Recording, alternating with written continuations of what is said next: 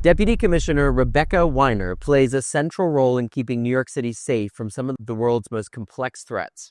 As head of the NYPD's Intelligence and Counterterrorism Bureau, she oversees everything from cyber threat analysis to counterintelligence and major event security. Her career has included building internationally recognized intelligence programs, serving on the National Intelligence Council, and leading teams focused on the Middle East and North Africa. A Harvard College and Harvard Law graduate, she has also taught at Columbia and is a member of the Council on Foreign Relations. Deputy Commissioner Weiner, I'm so happy that you're here, and welcome to the Swift Hour. Thank you. Thanks for having me. So we've got, I hope, a lot of things in common, but one thing we've got in common is right now this is our Super Bowl. Yes. In a way. You have heads of state from all around the world who have descended upon your city. Give us a little bit of what this week is like from a planning, from an execution standpoint. When and we talk a lot about this at Concordia. We have this summit every year parallel to the UN because it's so important for the world that the majority of the world heads of government are all not just in one city, but within about 30 blocks of one another.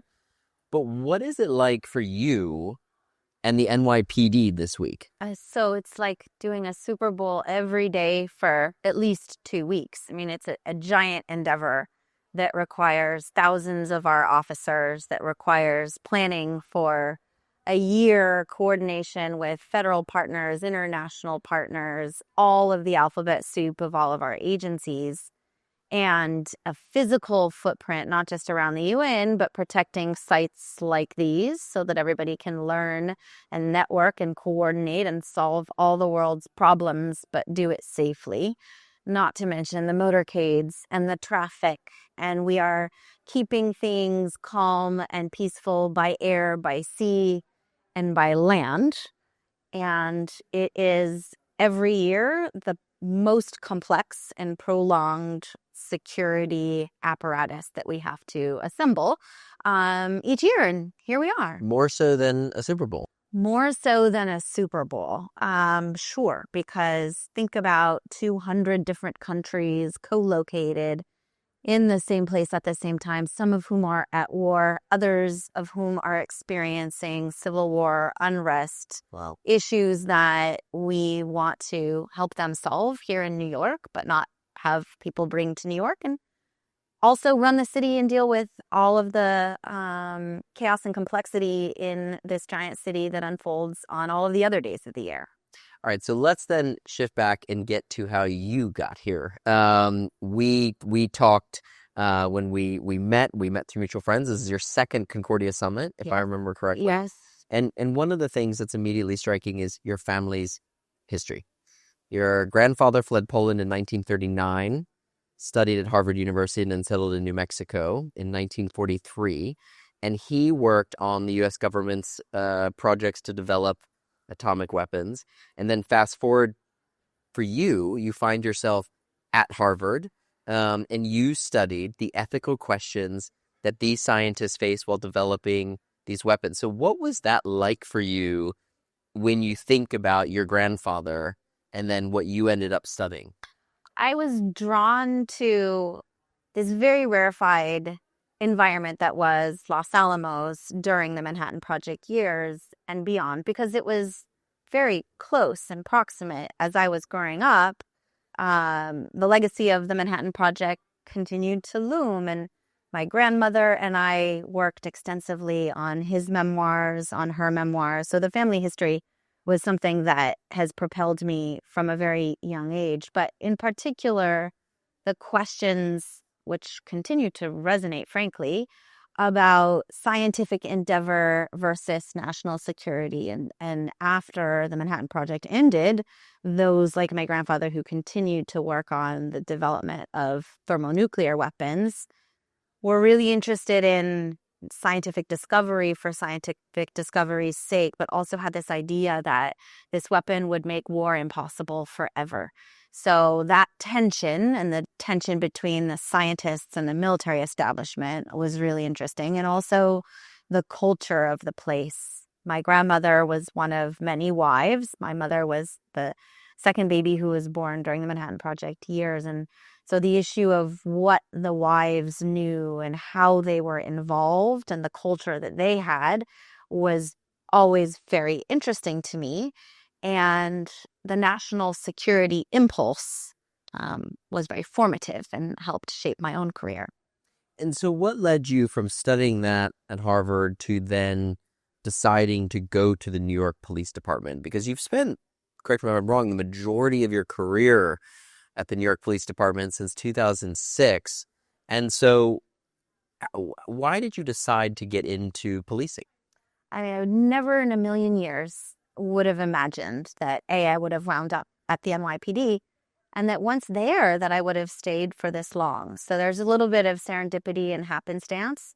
And then some of it, when you look backwards, feels like obviously it was meant to be. If you are a young person and you are interested in national security and protecting the country, and 9/11 happens, then it is a foregone conclusion that you want to enter in the fight against terrorism for so many people of my generation. And I always am struck as we're bringing new young people on board today, that 9/11 is by and large not their animating impulse to get into this field, but it certainly was for me. And I was at Harvard doing a project that had nothing to do with counterterrorism specifically, but the police commissioner at the time, Ray Kelly, came and talked about this program he was building at the local level to do counterterrorism work, which sounded to me like a really interesting way to get involved at the ground level, to see it close up and take it on at face value. And that's what it has turned out to be, working at the NYPD, which back then had a very startup-like feel to it, our counterterrorism program, and an opportunity to help shape something that would directly impact the people in the city where you live, which seemed great. And the intelligence and counterterrorism space, but especially the Counterterrorism Center, was created as a result of 9/11. In what period of time? What year was it formed? Parts of our program, and we've got about 1,500 men and women working in the Intelligence and Counterterrorism Bureau, who do not just counterterrorism work, so a wide range of other responsibilities, but probably best known for the counterterrorism work. Some of those programs pre-existed 9/11. Others were created whole cloth in response to it.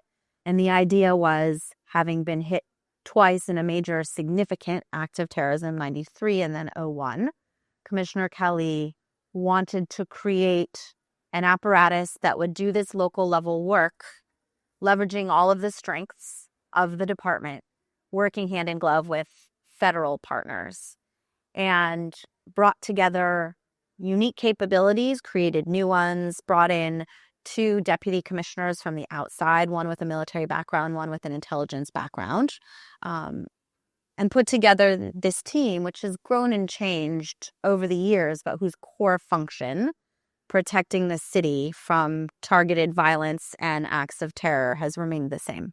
How much of your role and time is spent between more the operational day-to-day side versus the policy strategy side? I mean, it really depends on what's going on in any given moment and the pace of the threats that we're contending with. The complexity and the idiosyncrasy has made for a very fast-paced operational environment. And then, of course, there's the policy side as well.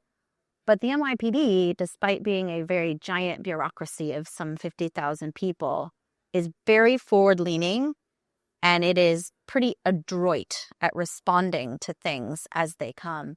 So we are quite operational and really have developed the policies that allow us to be. So let's dive into a specific case study, because in 2021, your unit, along with the United States Department of Justice, foiled the plot of an attempted kidnapping of an Iranian-American journalist who was an outspoken critic of the Iranian government. And you did this, in a way, through an intelligence network in Iran. I think what surprised me the most about that, and reading about that and following that, was the sheer global extent that the NYPD has. Yes, you partner with the Department of Justice, but in a way, you're almost your own bureau. operating globally. How do you see that? And talk a little bit about this case study with the journalist was Masih Al-Najad. Um, we have an international footprint and have since the early years. Our first post was stood up in the 2003 timeframe, right after 9/11. And the idea there is that you've got an NYPD officer who is embedded sometimes with an international organization like Europol or Interpol, often with local law enforcement, sometimes federal. And they are asking what we call the New York questions. So when an incident is happening overseas, when there's a plot disruption, when there's a new trend that's bubbling up elsewhere, how might that impact New York City? And what should we be doing to strengthen our city against that kind of threat? No better way to be able to ask those questions and take those preparations than to have somebody positioned overseas. So we currently have 13 cities around the globe where an NYPD officer is representing our department embedded with a foreign partner. That's been a huge force multiplier for us here at home. And of course, working alongside federal partners. Really important that we have international understanding. New York City is an international city any day of the year. No days better than this week during the UN General Assembly.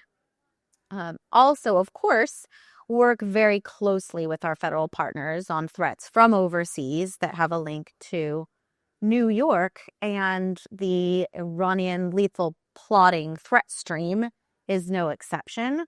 We've worked very closely through our Joint Terrorism Task Force officers who work in my bureau in the task force federally, as well as personnel from our intelligence division on all sorts of transnational threats and repression. And it's an area, a threat area, that we've seen grow considerably over the last few years, not just from Iran, from other countries as well.